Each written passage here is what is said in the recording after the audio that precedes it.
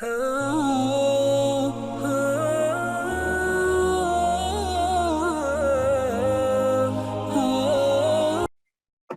right, I think we've reached a bit of a plateau, so we'll get started. Welcome, everyone. Today we have the pleasure of listening to Dr. Misha Norland and Dr. Rajan Sankaran talk about his latest book, From Shadow to Light. And I hope everyone's really excited. I think it'll be great. Just to give you some information, so this is the cover of the book, as you can see. And if you're interested, please visit our website, hmp.com, www.hmp.com. And if you wanted any more information, you can contact us there and to find out more about the book. And all the other books are also there as well. But I won't take up too much time because we wanted to speak to, obviously, Dr. Norland and Dr. Sankaran and listen to what they had to say about all of this. Hello, everybody. I'm ready to. Okay, Misha, you go first. Well, thank you very much. Yeah.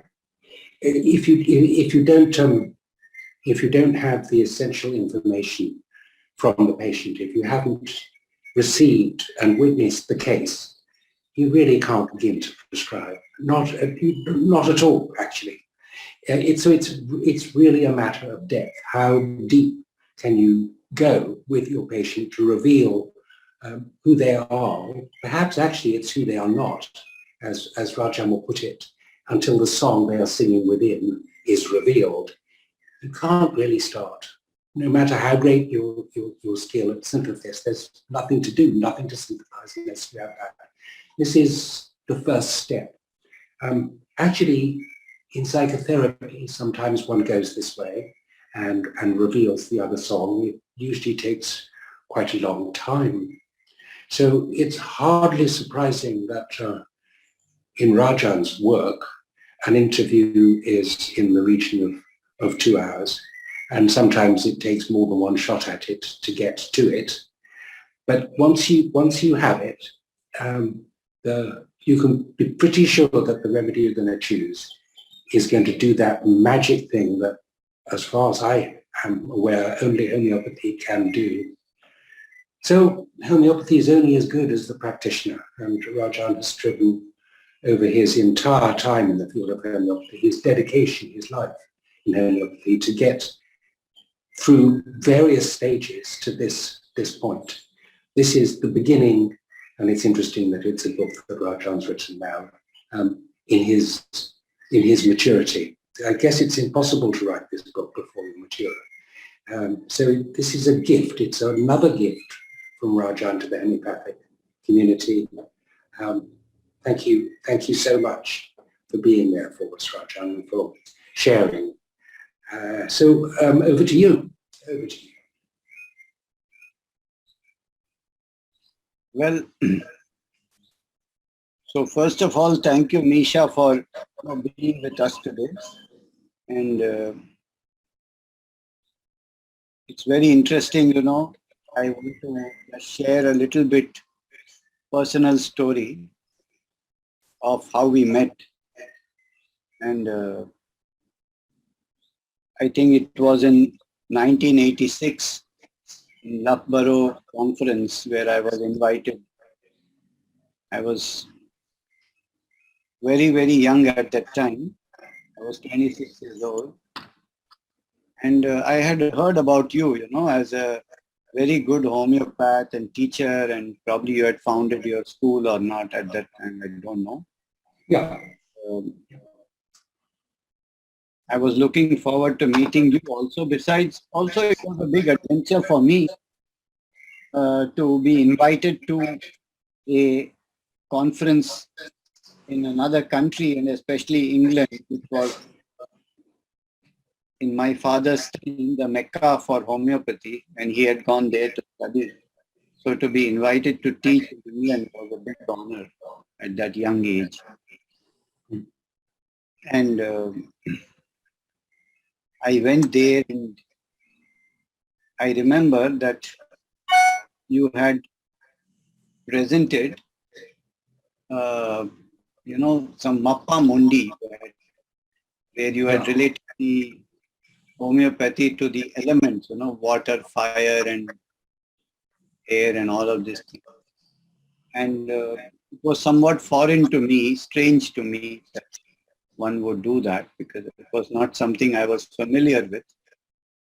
And as far as my memory goes, I met you in the break after your talk, and I said, Misha, what I came here with so much expectation to meet you and to learn something from you, but what complete nonsense you have spoken. And I said like this to you. It's true, you did. I remember you saying you liked the music, because to illustrate the elements and temperaments, I selected pieces of music that set the mood. And I was very, very pleased that you liked that and that we shared an unprejudiced love of the world of music. I remember our meeting very well too, Rajan. It was one of those meetings. And I met a soul friend, and who was quite direct, abruptly direct. I really, really like that. And what impressed me was that you were so cool about it in your own way, and you were not fazed at all by such a, one would say, direct or a rude remark. And you said, well, it may seem like nonsense to you, but it makes a lot of sense to me. And I think that is when I fell in love with you. Oh. For somebody who could accept the kind of difference so easily and could respond without taking it personally, and the confidence that you had in what you were doing, I think it was very impressive. So thank you, Misha, for your gift of friendship all these years. And it's such a joy to make this life's journey with people like you. Sorry to interrupt, Dr. Sankaran, but there's a bit of an echo in your mic. Would you mind reconnecting it? I have a feeling this echo is probably coming from Misha. So, Misha, if you don't mind to mute your microphone, I think the echo will stop. I'll try it. Yeah. Is it better now? I guess it must be better. Yes, it is. Yes. So Misha, whenever you need to speak, if you don't mind unmuting yourself so that this echo will not be heard. Okay.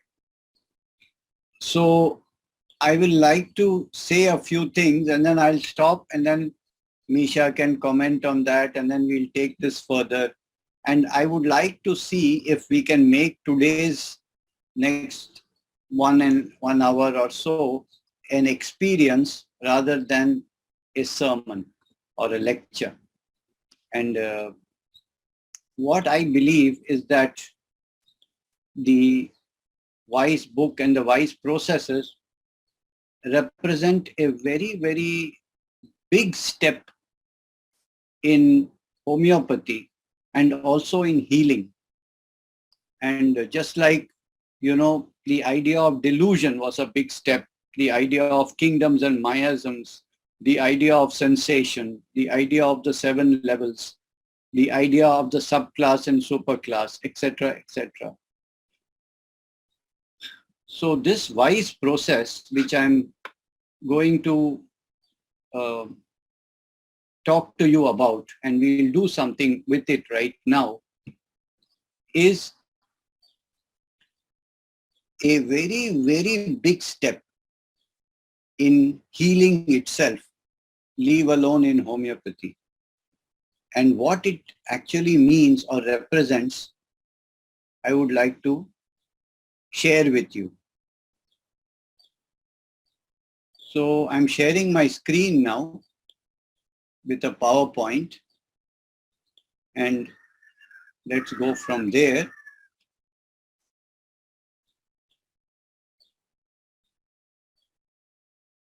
So first of all,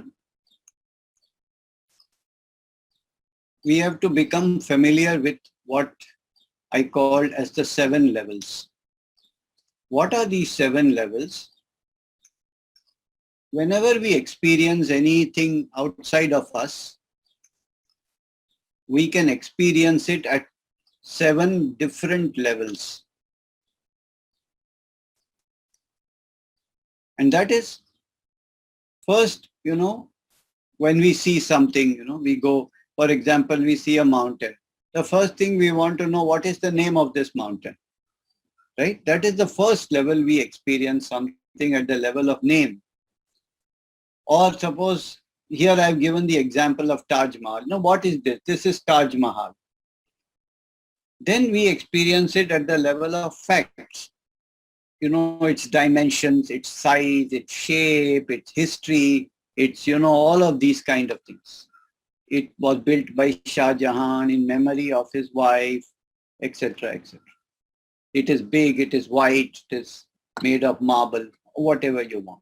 These are facts. Then certain emotions are experienced at a deeper level.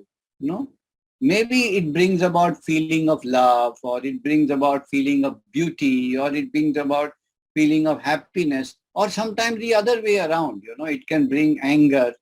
How can this man waste all the money of India building this kind of tomb for his wife? I mean, when people are starving, how can he do like this? You see, these emotions can also come in. At a deeper level, when you go one step more, one level deeper, the 4th level, you start to imagine. Maybe you imagine historical time, Shah Jahan is there, the emperor, he's walking, whatever. Or you imagine all the workers are building it. Or you start imagining maybe you are with somebody you love and you're having a very, very pleasant time. So imagination starts taking over at a deeper level.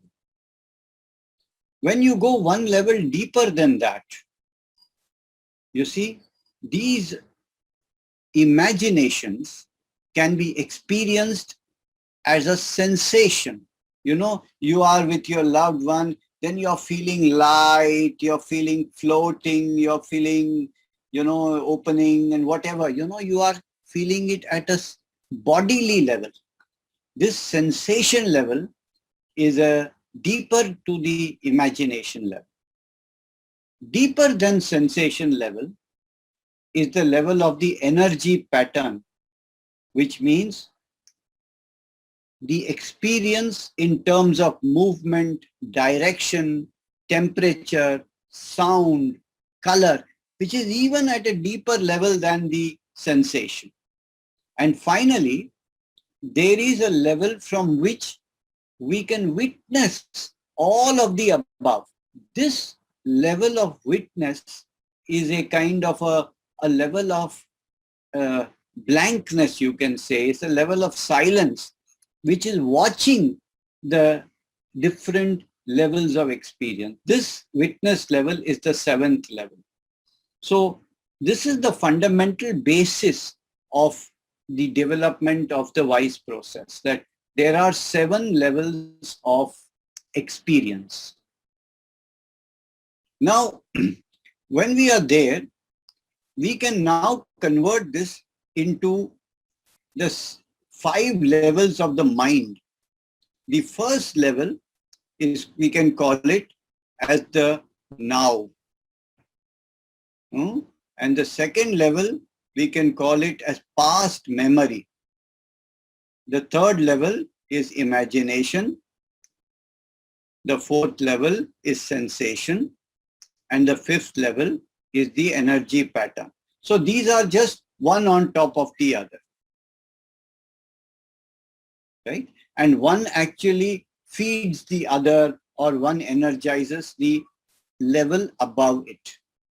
So these are the levels that we want to examine when we take a case, because also at the deepest level lies the core pattern or experience. You see, emotions come and go, imaginations come and go, but the sensation level is much more central, much more stable, much more universal to that particular person, and defines his individuality.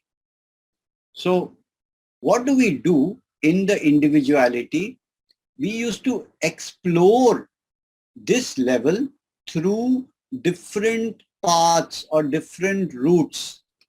You see, we say like all roads lead to Rome, like that the different aspects of the person's life all lead to that central core pattern that we are defining.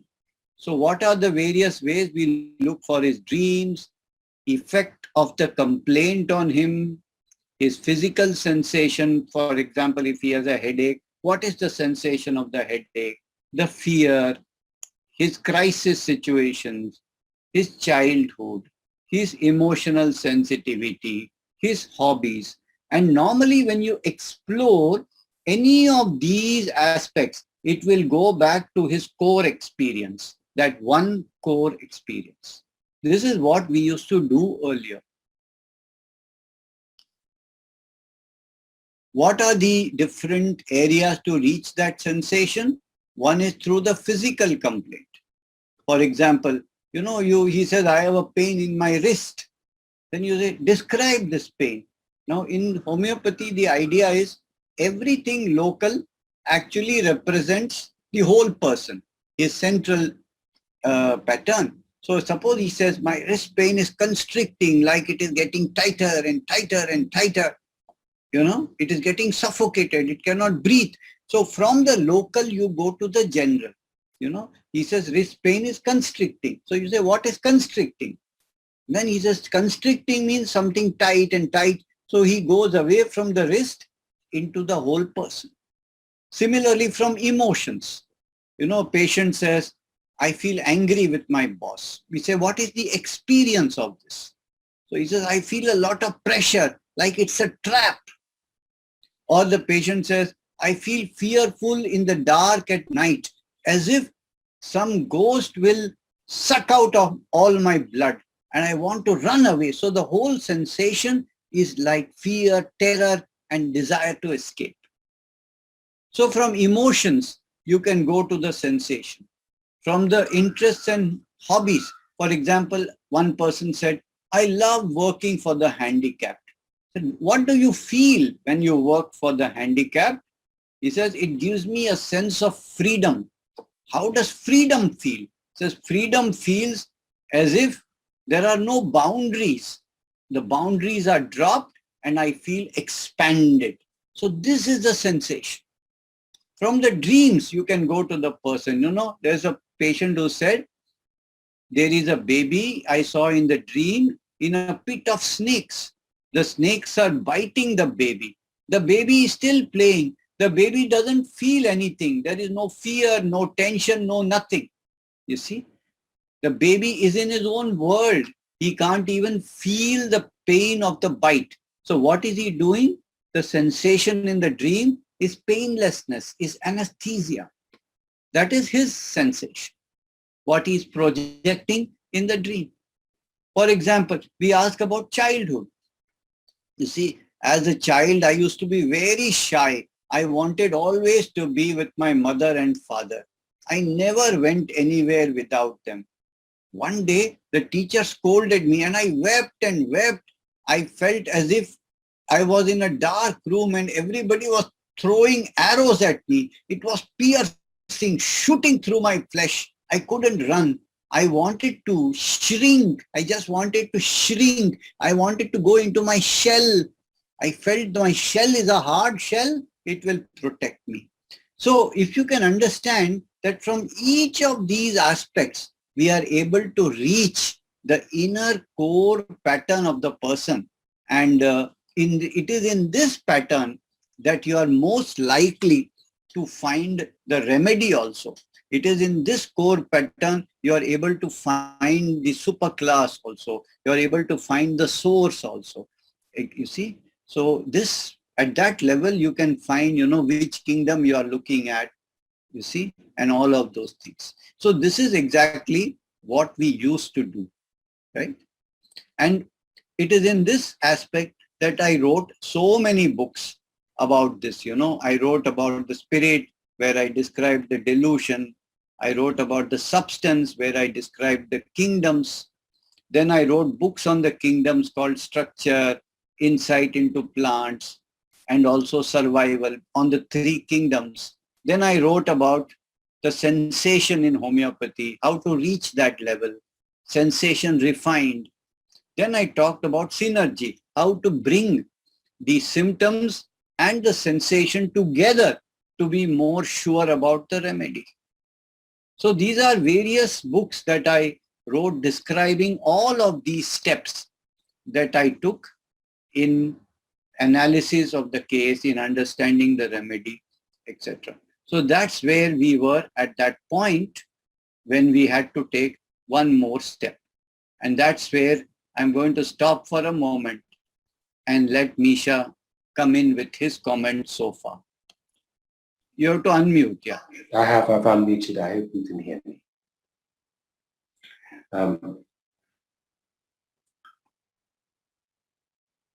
Well, having comments, you see, because you've just described very clearly the stages and steps that you have taken and the work that you've done to get to this place. And next moment, you're going to talk about the WISE process.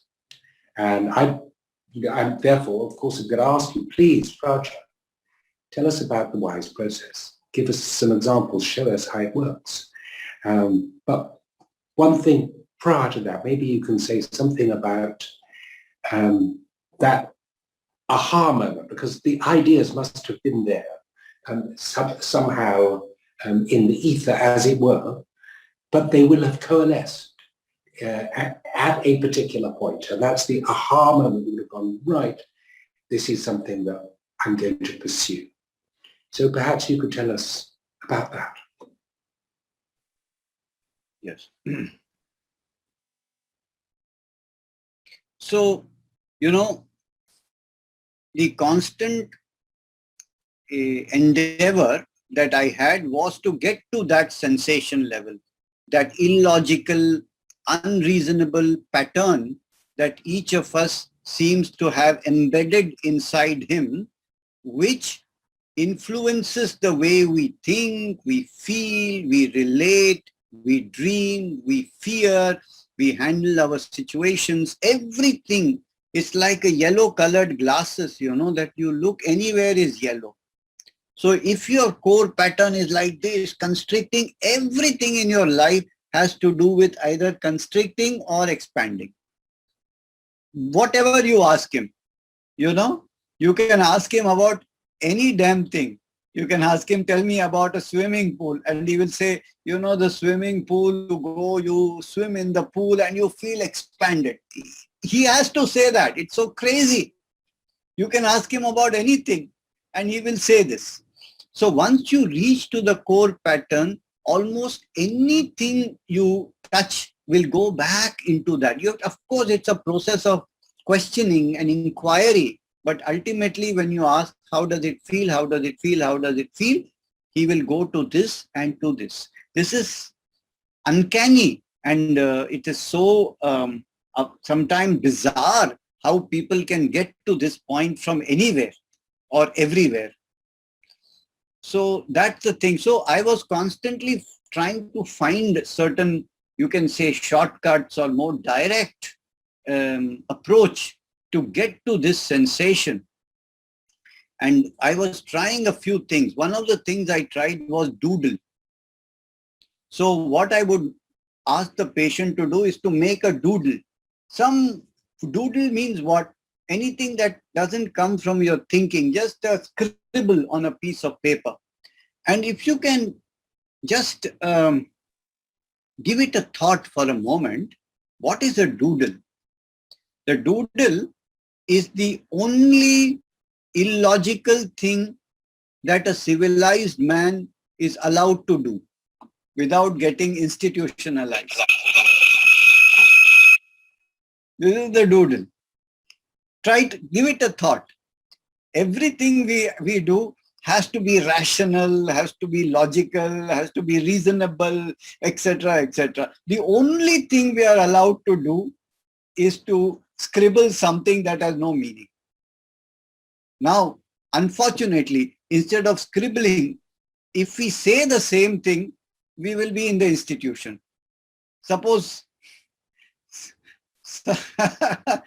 if you just translate the doodle into words, it will be this is the doodle, right? This is the vocal form of a doodle. Straight, you will go into the madhouse, I'm quite sure. So we are not allowed to doodle with words, only doodle with. So I understood that the doodle is the only irrational thing we are supposed to do. And if our core pattern is irrational, our core pattern is not rational. It is when somebody says, what is this? There's no reason. Nobody ever got this situation. It's not rational. It is there. It is a non-human specific experience, you see, right? So I understood that the doodle is the one thing that can, so I made patients to make a doodle and to just look at it. And when they looked at it, they had to dismiss logic, rationality, interpretation, analysis, etc., etc. They just had to look and experience it. And it was as if their inner core pattern was expressed in the doodle, and by looking at it, it would ring a bell somewhere inside, and something irrational would have the possibility to be expressed. And this doodle thing worked very well. And in fact, it is one of the wise processes that we use. So this was the beginning, you know, how, because what is the aha moment? The aha moment is when I made a doodle and then I looked at it and I said, shit, what is this? It makes no sense. And for a homeopath, anything that doesn't make sense is really heaven sent, you know. When a patient says, I feel cook and I feel cook, this is beautiful for a homeopath because it makes no sense. It becomes individual, right? So when I looked at my own doodle, I said, yeah, it makes no sense. Wonderful. Great. Let me experiment with this with patients. And my way of doing, you know, anything is experimentation. I don't deal with, you know, guesswork, or I don't deal with theories or hypothesis. Well, there may be a hypothesis, but it has to be put to the experience in a very pure, unprejudiced way. And this is the way I've always worked. So we started working with doodles for a long time. And then slowly I started working with other things which are interesting. So we got a group together and worked on other wise processes where things don't make sense. But the other aha moment that came, I have to tell you a little bit now later. Okay, so I will share my screen again.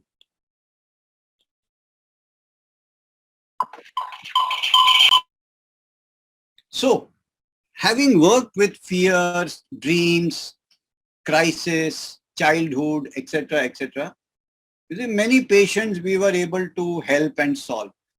But in some cases, this can take a lot of time.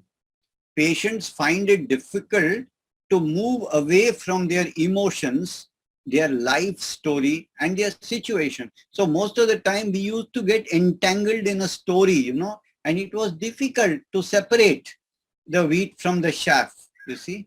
So in our clinics, patients tell us stories of their lives that are very intense and absorbing. It is very easy to get lost in these stories and miss out on what is really important in the case, which is that irrational core experience. And this leads to prescriptions that are unsure and based on, you know, the story itself. And therefore, we decided to work with what is called the wise processes. So this was a more direct path to the center. You can see it's right in the middle Achak, you can say, so beautiful. Somebody has worked on this PowerPoint. Right in the center, we have made a hit with the vice process. Very nice. Thank you, Sarah. And let's see. So let's start with a small experiment. And here is a picture of Mount Everest. So what I would like to do is I've invited a small panel of some very, very good volunteers. They really thank you for volunteering. And what I would like you to do, I think we have about 4 or 5 volunteers only. I would like you to look at this picture, Mount Everest, and write 5 words that describe Mount Everest. Just 1, 2, 3, 4, 5. If you don't mind, you can just write it down and then read it out. If you see in the chat box, a lot of people are writing the words. You can see in the chat box, so many people. And you will see that no 2 people will write the same combination of words. No 2 people will write the same combination of words. So you will see here, it's very nice on the chat box. You can see somebody has written intimidating, somebody has written massive, somebody has written magnificent, somebody has written loneliness, somebody has written guarding, somebody has written sharp, somebody has written triangular, somebody has written touching the sky, somebody has written attractive, somebody has written challenge, mighty, awesome, sad, serene, confidence, majesty. You see, steel, somebody has written steel, knife-like, penetrating. You see, endangering, avalanches, symmetry. Can you imagine this? Can you imagine what is happening here right in front of your eyes? You can see that each one is looking at it in his own filter, through his own filter. It's amazing to see this. Look, we have more than 700 people on this show, on this webinar, and there is no 2 people who say exactly the same thing. Some words are common, but the combination of words, nobody. Have a look. Please mark it to panelists and attendees. Don't write to panelists and attendees. Put it on the drop-down menu. Foreboding, destination. Look at the words. Clean. Somebody has written clean. One has written grand and extreme. Somebody has written vanilla ice cream. Please. Vanilla ice cream. That's you need Medorinum. Amazing. Daring. Look at this. It's you. It's reflecting you, not the mountain. Can you see this? This is the beauty.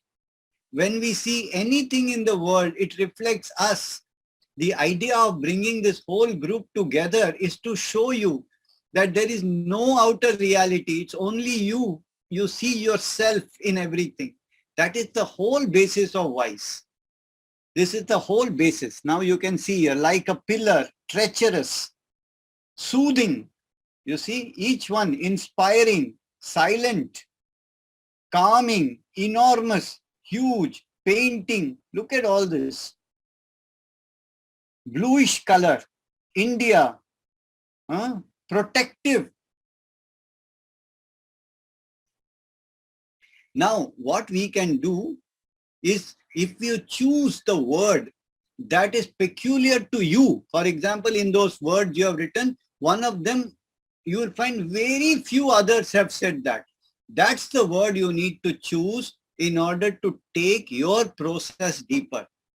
Okay? So somebody says hugging, you know. Now just take the word hugging and just describe hugging. What is hugging? What is the experience of hugging? That will lead you to your core experience. If you can understand what I mean. You see? Dangerous. What is dangerous? Just experience dangerous. Take it deeper. So this is the idea how we do wise processes. Now I'll go a little bit further. Nisha, any thoughts so far? Sorry for the delay. Yeah, that was so that was awesome to see how everybody chose differently. It demonstrates beautifully what you have said. Everyone sees the world through their own filter, and the filter is unique. Actually, if we follow this through completely, then we could say that every human being needs a different remedy. It has to be that specific. But fortunately, it's the law of similars, not the law of exacts. So we have to find something that's similar. But the point is that everybody has their own filter through which they see the world. It's like having a different color through which you see it. Yeah, I'm reminded of a story which I was deeply moved by when I was a kid. My dad was a painter of paintings, pictures. So he used to used to go and visit galleries. He'd take me around with him, and there was a picture of the Tower of Babel. It's a Bible story, you may remember. It's in the Old Testament, and it tells how humans worked to build a tower to reach the gods right up above. So they built the tower very, very tall. But the painting is at the tower incompleted. The engines are there that are to do with the construction, to haul the building blocks up, the stones into the tower. But the people have gone. And the story is that the gods got very concerned the humans would reach their destination and reach the gods' domain, causing unbelievable chaos there, making a terrible noise and messing up nature, the gods' nature, the beautiful world. So the fix that the gods had was to make humans all speak a different language. Everybody now was unique, and they could no longer cooperate to create the tower, so the work stopped. And that really, I really understood that. I got it. Everybody speaks a different language. The good news is that we are uniquely unique manifestations of the creative force, the divine. However, we find it very hard to cooperate and to speak the same language and work together in that way. So there's a plus and a minus to everything. But the point here is that each of us has heard and been struck dumb to speak. I don't mean struck dumb. I mean they have their own language. They see the world in their own way, and they are uniquely who they are.